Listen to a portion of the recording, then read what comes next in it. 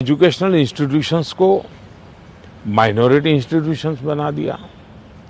Minority institution बना दिया तो उन्होंने आरक्षण उसमें खत्म कर दिया।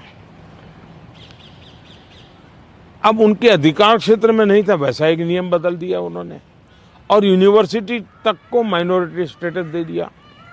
अब दिल्ली में ही जामिया मिलिया जो यूनिवर्सिटी है उसको उन्होंने माइनॉरिटी बनाते, उसमें सारे आरक्षण खत्म हो गए। एडमिशन में भी नहीं, नौकरी में भी नहीं।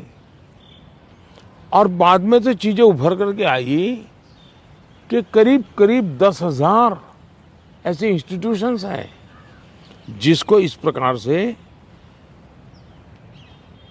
आरक्षण के जो SC, ST, OBC का अधिकार था वो पिछले दरवाजे से उसको छीन लिया गया है। संविधान की पीठ में छोड़ा भोंका दिया है।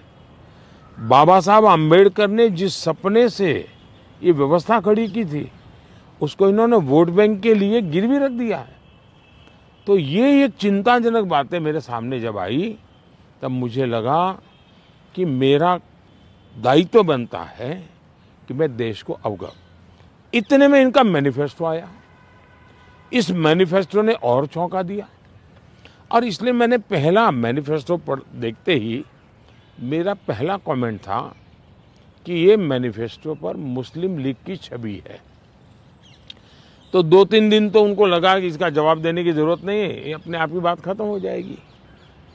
जब उन्होंने कोई जवाब नहीं दिया तो फिर मैं एक एक चीज खोलने लगा। जैसे इस देश में वो ये कहें कि हम खेलकूद में भी माइनॉरिटी के लिए कोटा फिक्स करेंगे। आज पंजाब के मेरे बच्चे जो खेल जगत के अंदर बहुत अच्छा कर रहे हैं, बंगाल के मेरे नौजवान फुटबॉल में बहुत अच्छा कर रहे हैं, उत्तर प्रदेश के हमारे नौजवान जो एथलीट्स में काफी अच्छा कर रहे हैं, अब वो अपनी जवानी उसमें खपा देते हैं। 10-12 साल की उम्र से लेकर के 25 सोचने तक ये लोग इतना तप करते हैं जी, तपते हैं, शरीर को तपाते हैं। खिलाड़ी ऐसा नहीं बनता है जी। और सुबह रात को नींद नहीं आती, सुबह 4 बजे उठ करके चले जाते हैं। अब कहते हैं नहीं ये माइनॉरिटी के लिए कोटा होगा, तो ये मेहनत करने वाला मेरा नौजवान जाएगा कहाँ जी, उनका क्या होगा।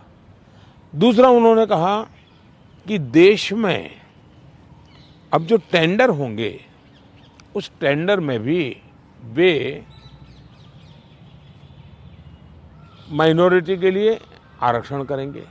मतलब ये हुआ कि आज मान लीजिए कोई कहीं पर बहुत बड़ा महत्वपूर्ण ब्रिज बन रहा है, उस ब्रिज में कौन ब्रिज बनाएगा, तो जिसके पास ट्रैक रिकॉर्ड है, जिसके पास संसाधन है, जिसके पास कैपेबिलिटी है, जो परफॉर्म कर सकता है, सारे उसकी जो रिक्वायरमेंट उसकी पूरी करता है, उसमें कंपटीशन होती है और कंपटीशन में जो निकलता है उसको टेंडर मिलता है। ये कहते नहीं, ये सब बाद में। अब मुझे बताइए, अगर इसी प्रकार से सिर्फ धर्म के आधार पर कोटा दे देंगे, वो ब्रिज बनेगा, लोग मारे जाएंगे, तो कौन जिम्मेवार होगा। क्या वोट बैंक के लिए आप आने वाली पीढ़ियों को भी तबाह करना चाहते हैं। तो ये ऐसे विषय थे जो कांग्रेस ने अपनी वोट बैंक की खातिर मैदान में उतारे।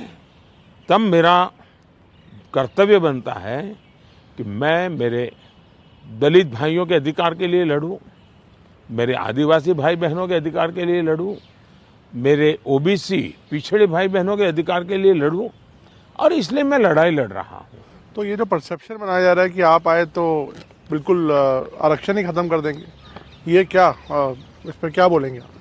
इन्होंने ये पाप कर दिया है, उसके खिलाफ मैं बोल रहा हूं, इसलिए उनको झूठ बोलने के लिए ऐसी चीजें का उपयोग करना पड़ रहा है। अभी कोलकाता हाई कोर्ट का सर एक ऑर्डर आया है जिसमें 2010 के बाद जितने OBC सर्टिफिकेट बन रहे हैं उसको खारिज कर दिया है। इनकी मोडस ऑपरेंडी है कि पहले इन्होंने कानून बना करके माइनॉरिटी को देने का पाप शुरू किया, पहले आंध्र में शुरू किया, सुप्रीम कोर्ट ने तक में वो हार गए, हाई कोर्ट ने उसको रिजेक्ट कर दिया क्योंकि संविधान अलाउ करता नहीं है। तो इन्होंने चालाकी करके पिछले दरवाजे से खेल शुरू किया और पिछले दरवाजे से खेल शुरू करने के लिए इन लोगों ने रातों रात मुसलमान की सभी जातियों को ओबीसी बना दिया। सभी जातियों को ओबीसी बना करके जो ओबीसी का हक था वो रातों रात डाका डाल दिया, लूट लिया।